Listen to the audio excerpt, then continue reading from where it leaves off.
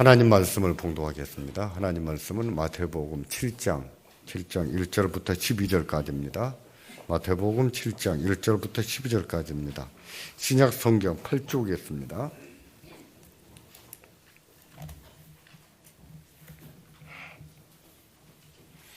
마태복음 7장 1절입니다. 1절부터 12절까지입니다. 제가 받들어 읽겠습니다. 비판을 받지 아니하려거든 비판하지 말라. 너희의 비판하는 그 비판으로 너희가 비판을 받을 것이요 너희의 헤아리는 그 헤아림으로 너희가 헤아림을 받을 것이니라. 어찌하여 형제의 눈 속에 있는 티는 보고 내 눈 속에 있는 들보는 깨닫지 못하느냐. 보라, 내 눈 속에 들보가 있는데 어찌하여 형제에게 말하기를 나로 내 눈 속에 있는 티를 빼게 하라 하겠느냐. 의식하는 자여, 먼저 내 눈 속에서 들보를 빼어라. 그 후에야 밝히 보고 형제 눈 속에서 틀을 빼리라. 거룩한 것을 그에게 주지 말며 너의 진주를 돼지 앞에 던지지 말라. 저희가 그것을 발로 밟고 돌이켜 너희를 찢어 상할까 염려하라. 구하라, 그러면 너희에게 줄 것이요. 찾으라, 그러면 찾을 것이요. 문을 두드리라, 그러면 너희에게 열릴 것이니 구하는 이마다 얻을 것이요 찾는 이가 찾을 것이요 두드리는 이에게 열릴 것이니라. 너희 중에 누가 아들의 떡을 달라 하면 돌을 주며 생선을 달라 하면 뱀을 줄 사람이 있겠느냐. 너희가 악한 자라도 좋은 것으로 자식에게 줄 줄 알거든 하물며 하늘에 계신 너희 아버지께서 구하는 자에게 좋은 것으로 주시지 않겠느냐. 그러므로 무엇이든지 남에게 대접을 받고자 하는 대로 너희도 남을 대접하라. 이것이 율법이요 선지자니라. 아멘. 오늘은 비판하지 말라 두 번째 강론입니다. 사람이 살면서 대접을 받고 사는 것은 굉장히 기분 좋은 일입니다. 부모님도 자녀들로부터 대접받는 것은 기분 좋은 일이지만 자녀들도 부모님으로부터 대접을 받는 것은 굉장히 기분 좋은 일입니다.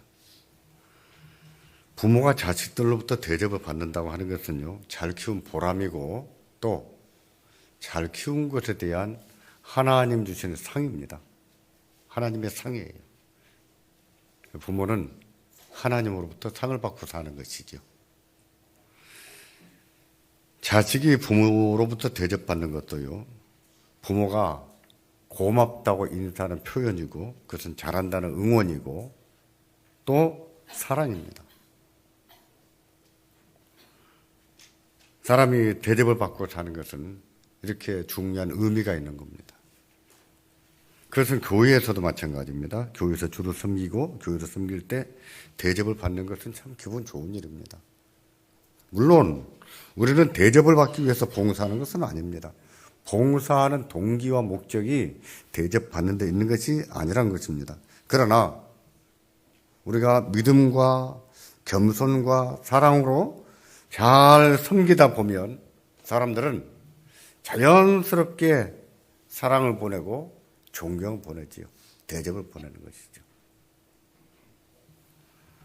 그런 점에서 대접을 받는다는 것은 교회를 잘 섬기고 있다는 것에 대한 칭찬이기도 하고 또 잘하고 있다고 하나님이 주시는 상과도 같은 것입니다.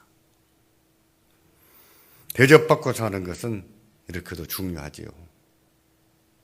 그런데 우리는 대접하는 것보다 비판하는 태도가 훨씬 더 강합니다. 대접은 받고 싶은데 대접은 안 하고 비판은 듣기 싫은데 비판하는 것이 더 강하다는 겁니다. 지나치게 가혹하든지 매사에 비판적이든지 거침없이 비판하죠. 그런 사람들은 대접받는 것을 좋아하지 않을까요? 그렇게 비판적으로 살아도 대접을 받을 수 있을까요? 그렇지 않습니다. 자기는 비판을 잘하지만 그럼에도 대접받는 것을 좋아하고 대접받고 싶어 합니다. 하지만 비판이 많으면 대접을 받을 수가 없죠. 어떻게 해야 되겠습니까? 예수님께서 비판을 받지 아니하거든 비판하지 말라고 하셨습니다. 이 말씀은 모든 비판의 전면적인 금지가 아니라고 했죠. 지난주에 말씀드린 겁니다. 모든 비판을 전면적으로 금지한 것이 아니라고 했습니다. 이 말씀에는 금지된 비판이 있는가 하면 허용된 비판이 있다고 그랬습니다. 금지된 비판은 공정하지 못한 비판이나 덕을 세우지 못하는 비판이라고 했어요. 공정하지 못하거나 덕을 세우지 못하는 비판. 금지된 겁니다. 허용된 비판이라고 하는 것은 하나님 백성의 지도자들이나 또 윗사람들에게 허용된 비판이죠. 그것은 하나님의 의를 드러내는 비판이어야 되고 또 그것은 하나님의 심판을 나타내기도 합니다. 그러면 금지된 비판이란 어떤 것이겠습니까? 물론 공정하지 못한 비판이나 덕을 세우지 못하는 비판이라고 했습니다. 어떤 마음에서 이런 비판이 나올까요? 저희에게 신약을 가르친 교수님이 계셨는데 홍창필 교수님이세요. 그분은 고신대학원을 졸업하시고 일찍 미국 유학을 갔는데 미국 미네소타 대학에서 교수로 발탁이 돼가지고 거기서 한평생을 사셨어요. 그리고 사시면서 한국 사람은 거의 만나지 못했답니다. 저희가 합신에 입학했을 때 보니까. 그래서 한국말을 대학원 마치고 유학을 갔는데도 한국 사람은 거의 만나지 못하고 살아서 한국말을 거의 못합니다. 강의를 하면 한국말을 알아듣기가 너무 힘들어요. 그래서 필수 과목은 다 들어가는데 선택 과목은 학생들이 들어가질 않았습니다. 근데 그분의 강의는 아주 주옥 같았어요. 제가 2002년, 2003년에 산상보건을 강론을 하면서 제가 환갑 지나면 또 합니다. 이렇게 했었는데 그동안에 산상보건과 관련된 제가 많이 모아봤습니다. 많이 봤는데 그 선생님만한 책이 없어요. 그 선생님이 바로 이것을 얘기한 겁니다. 금지된 비판은 우리에게 잘못된 정신에게서 나오는 것인데 그 금지된 비판이 나오는 정신은 어떤 것인지 몇 가지를 나열했습니다. 그 중에 첫 번째가 독선이나 우월감으로 자기는 옳고 다른 사람은 틀렸다고 말하는 정신이라 그랬습니다. 이런 마음에서 나오는 비판은 금지된 비판이라는 것이죠. 두 번째는 검열관과 같이 몹시 비판적인 정신. 이것은 자기가 마치 하나님이나 되는 것처럼 모든 것을 다 심판하는 것입니다. 검열관처럼 하나하나 꼬집어내는 거예요. 이런 마음에서 나오는 비판도 금지된 비판에 해당한다라고 했고요. 세 번째는 남은 멸시하는 경멸적인 정신입니다. 다른 사람을 인정하거나 존중할 줄 모르는 마음에서 나오는 비판. 네 번째는 호평적인 정신입니다. 호평하는 정신은 뭐냐면 비판을 즐기는 거예요. 그냥 비판이 습관이 돼가지고 비판을 즐기고 그렇게 함으로 존재감을 느끼는 거죠. 그러나 비판을 통해서 행복할 수는 없습니다. 그럼에도 그런 비판을 한다는 것은 자화상이 건강하지 못하다는 뜻이에요. 그러기에 항상 어떤 비판을 통해서 자기 존재감을 느끼고 과시하는 것이죠. 다섯 번째는 원리적으로 자신의 생각이 항상 옳다는 편견에서 나오는 비판입니다. 원리적으로 자기는 항상 옳다는 거예요. 그런 편견을 가지고 삽니다. 이런 식에서, 이런 데서 나오는 비판은 예수님이 금지하신 비판에 해당한다라고 말씀을 한 것입니다. 이런 비판은요, 하나님의 심판을 초래하는 비판입니다.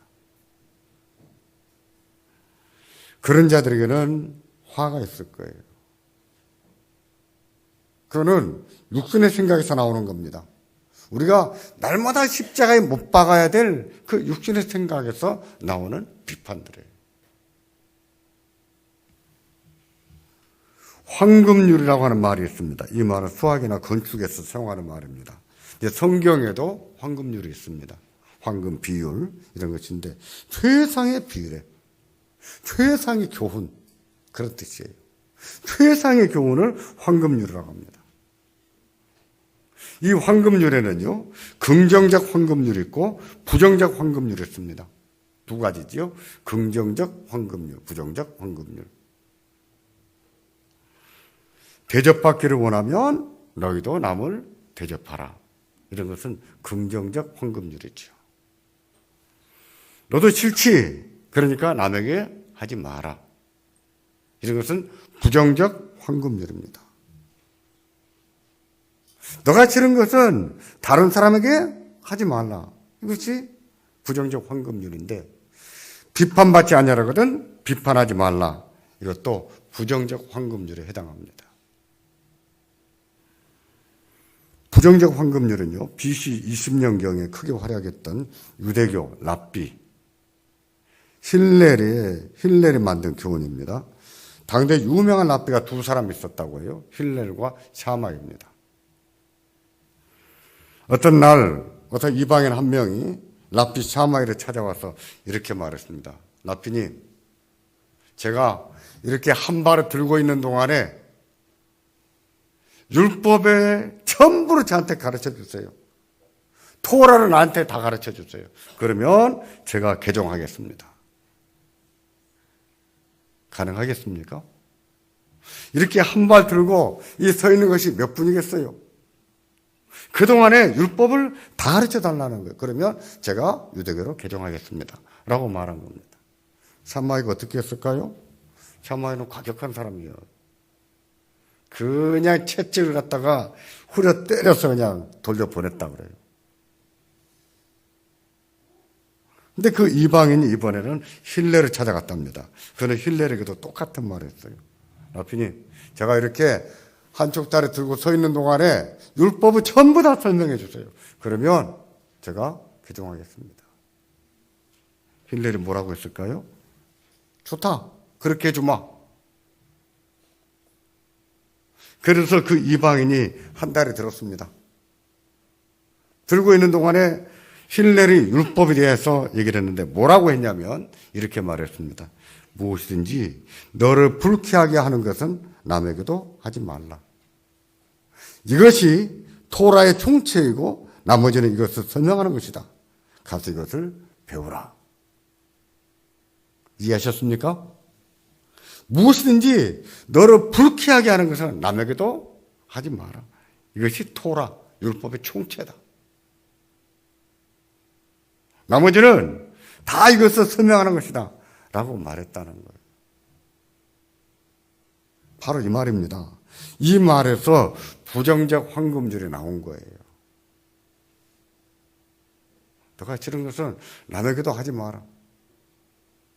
너가 싫은 것은 남에게도 하지 마라. 이 말에서 부정적 황금줄이 나온 겁니다. 당시 랍비들은 이것을 많이 인용했고 많이 가르쳤고 그 시대 사람들은요 이 말을 익숙하게 잘 알고 있었습니다. 예수님은요 그때 사람들이 이처럼 잘 알고 있는 것을 가지고 말씀하신 거예요. 잘 알고 있는 것을 가지고 비판을 받지 아니하거든 비판하지 말라라고 말씀한 거예요. 너희가 비판받기 싫으면 너희도 다른 사람에게 비판하지 말라라고 말씀한 거죠. 하지만 이것은 말입니다. 부정적 황금률이라는 것을 우리가 기억해야 됩니다. 부정적 황금률. 부정적 황금률이 의미하는 것은 두 가지입니다. 첫째는 비판에 대한 최소한의 태도예요. 비판에 대한 소극적인 태도입니다. 적어도 하지 말아야 될 것. 최고라는 것이 아니라 적어도 하지 말아야 될 것. 그런 뜻이 있고요. 두 번째는 부정적 황금률은요. 이방인을 가르치는 율법이라는 거예요. 이방인을 위한 율법. 하나님 백성, 언약 백성을 위한 율법이 아니라 언약이 없는 이방인들을 위한 율법이다는 의미를 갖습니다. 무슨 뜻일까요? 부정적 황금률은 그렇게 시행을 했을 때 그래도 비교적 잘한 것입니다. 비교적 잘한 것인데, 하지만 그렇게 했다고 해서 그것은 이방인의 수준, 그것밖에 안 된다는 거예요. 이 말씀은 그리스도인이라면 적어도 그건 하지 말아야 된다는 거예요. 적어도 그건 하지 말아야 되는데, 그거 안 했다고 해서 잘했다는 말은 듣지 못한다는 것이죠. 적어도 하지 말아야 될 거예요. 비판받기 싫지? 너도 비판하지 마. 적어도 이런 나쁜 기질에서 나오는 비판, 허용되지 않는 비판, 금지된 비판은 하지 말아야 되는데, 그래서 이방인의 수준이라는 겁니다. 하나님 백성으로서 그렇게 그런 것을 하지 않았다면 그것은 잘한 거예요. 그런데 그것을 잘했다고 칭찬받을 일은 아니란 뜻이죠. 예수님은 비판에 대한 소극적인 태도만 말씀하신 것이 아닙니다. 비판에 대한 적극적인 태도도 말씀하셨어요. 다시 말해서 부정적 황금률만 말씀하신 것이 아니라 긍정적 황금률도 함께 말씀하셨다는 거예요. 거룩한 것을 개에게 주지 말며 너희 진주를 돼지 앞에 던지지 말라. 저희가 그것을 발로 밟고 돌이켜 너희를 찢어 상할까 염려하라 하고 말씀했는데, 이것이 그 두 가지 가운데 하나입니다. 긍정적 황금률 두 가지 가운데 하나예요. 거룩한 것을 개에게 주지 말며 너희 진주를 돼지 앞에 던지지 말라. 저희가 그것을 발로 밟고 돌이켜 너희를 찢어 상할까 염려함이라. 세상에는 그런 일이 있습니까? 없습니까? 있어요? 없어요? 있어요. 많이 있습니다. 거룩한 것과 진주를 개와 돼지에게 주지 말라는 거죠. 그거 줬다가는 오히려 당할 수 있다는 거예요.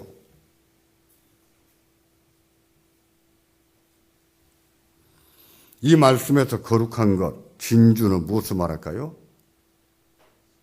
이것은 비판을 상징하는 말입니다. 비판을 상징하는데 성경에서 권장하고 정당하게 허용되는 비판이에요. 해도 되는 비판이에요. 다른 사람을 바른 길로 인도하는 목적과 사랑으로 책망하는 것이나 훈계하는 것을 말합니다. 그런데 그것도 했다가는 발로 밟고 찢고 상하게 만들 수 있다는 뜻이에요. 정당한 겁니다. 해도 되는 거예요. 근데 그것을 받아들이지 않고 발로 밟고 찢고 상하게 만듭니다. 이 개와 돼지는 누구를 비유하는 것일까요? 그 정당한 권면, 허용된 비판, 책망, 이런 것을 받아들일 줄을 모르는 사람을 비유한 거죠. 바른 길로 인도하는 목적과 사랑하는 마음으로 권면하고 책망했습니다. 그것을 겸허하게 받아들일 줄 알아야 되는데, 받아들이기는커녕 그것을 발로 밟고 찢고 오히려 덤벼듭니다.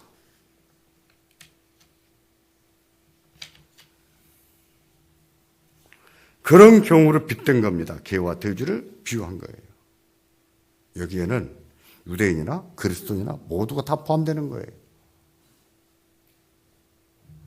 이런 사람은 마치 이방인들 가운데 완악한 마음으로 복음을 끝까지 거부하는 사람과 같습니다.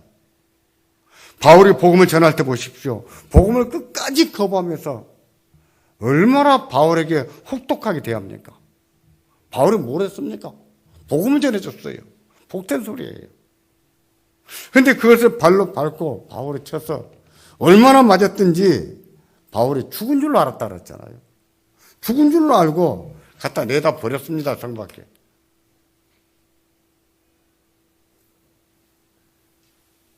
그와 같다는 것입니다. 정당한 비판, 허용된 비판, 마땅히 들을 줄 알아야 되는 비판인데도 그런 충고나 조언이나 그런 책망을 듣지 못하는 것에 대한 비유한 것이죠.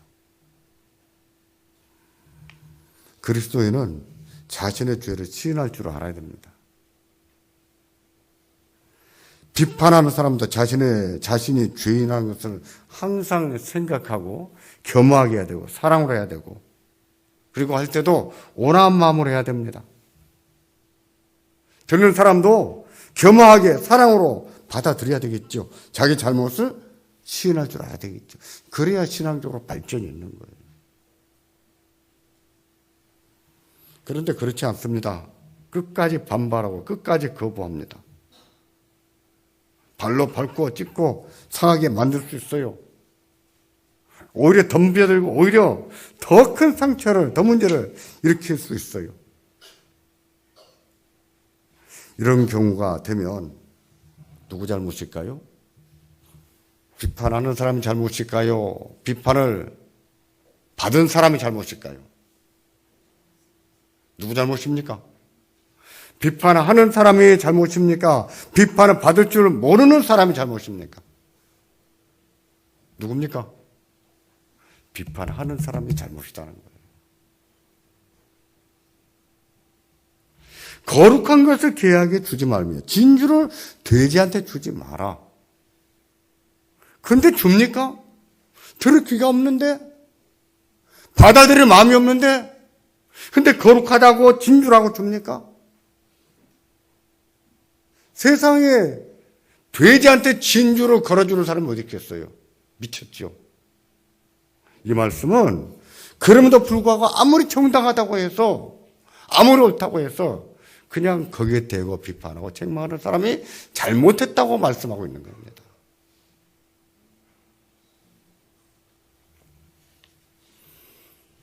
이런 사실을 보면 다른 사람을 권면하고 책망하는 것이요 얼마나 어려운 일인지 알 수 있습니다. 이것은 정말 신중해야 하다고 세심한 주의가 요구되는 겁니다. 함부로 할 일이 아니에요. 목사는 직무상 어쩔 수 없이 이런 일을 해야 될 때가 많이 있습니다. 목사가 아니라도 부모는 또는 어른들은 어린 사람한테 자식한테 어쩔 수 없이 그런 역할을 해야 될 때가 있어요. 그럴지라도 신중해야 된답니다. 오히려 충고하고 책망하고 비판했던 것이 시험거리가 되지 않도록 신중해야 되는 거예요.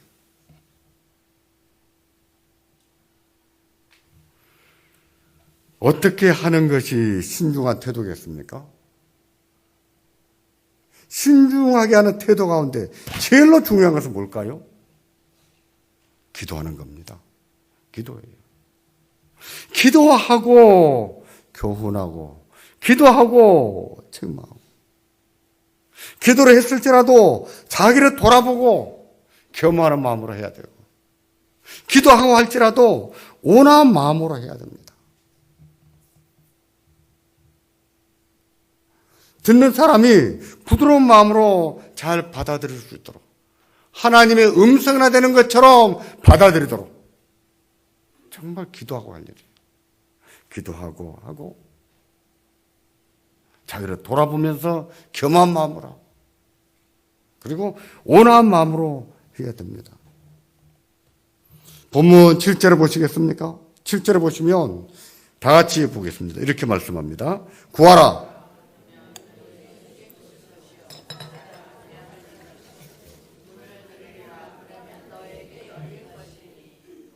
기도하라는 거예요. 무엇 때문에 이 말씀을 하셨습니까? 너희의 비판이나 너희의 책망이나 너희의 훈계가 마치 거룩한 것을 개한테 주고 진주를 돼지한테 주는 꼴이 되지 않으려면 뭐 하라고요? 기도하라는 거예요. 기도하는 것이 가장 중요한 거예요. 그래서 6절 다음에 7절에 기도할 것을 말씀한 겁니다.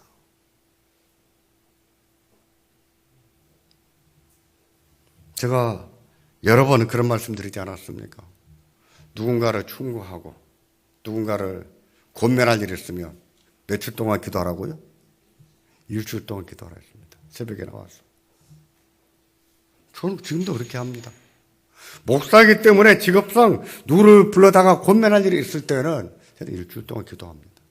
근데 일주일을 기도했는데도 마음에 확신이 안 서면 한 주로 더 기도해요. 2줄 했는데 확신이 안 서면 3줄을 기도합니다. 3줄을 기도했는데 확신이 안 서면 1주 더 하고 권면 안 합니다.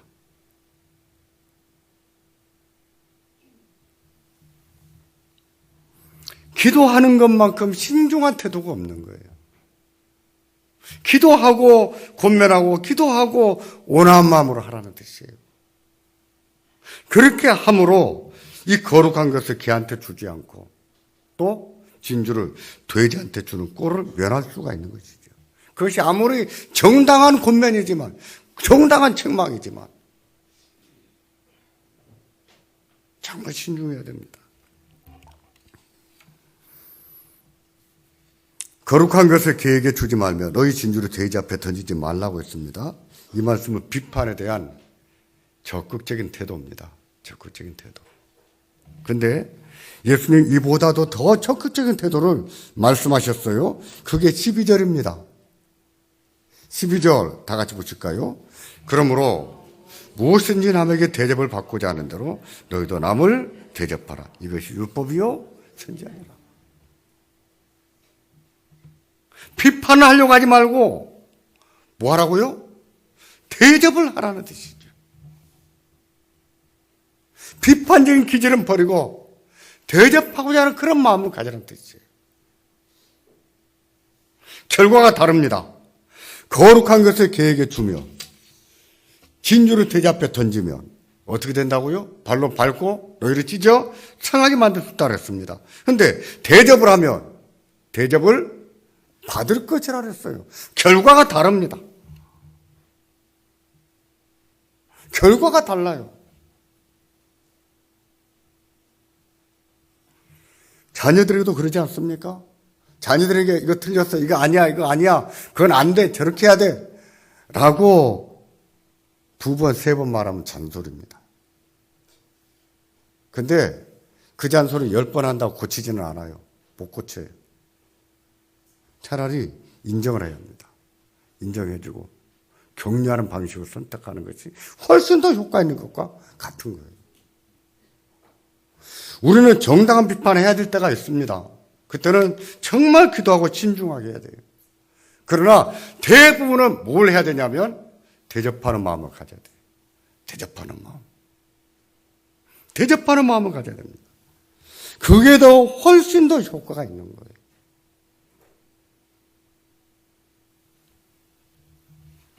그러면 여기서 베풀어야 될 대접은 무엇이겠습니까?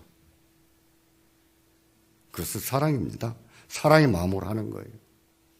말 한마디를 하든 물 한 그릇을 주든 마시는 것을 대접하든 사랑의 마음으로 하는 거예요.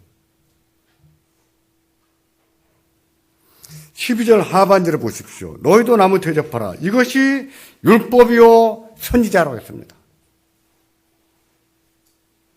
비판하는 것이 율법이고 선지자가 아니라 대접하는 것이 율법이고 선지자라 했습니다. 율법의 정신은 무엇입니까? 사랑이에요. 율법의 강령은 무엇입니까? 사랑이에요. 율법은 사랑입니다. 신명기는 사랑이에요. 마태복음 22장 40절에 율법과 선지자의 강령은 무엇이라고 했습니까? 사랑이라고 했습니다. 남을 대접하라. 이것이 율법이요 선지자라 하는 것도 똑같은 의미로 말씀한 거예요. 대접하는 것은 사랑을 말합니다.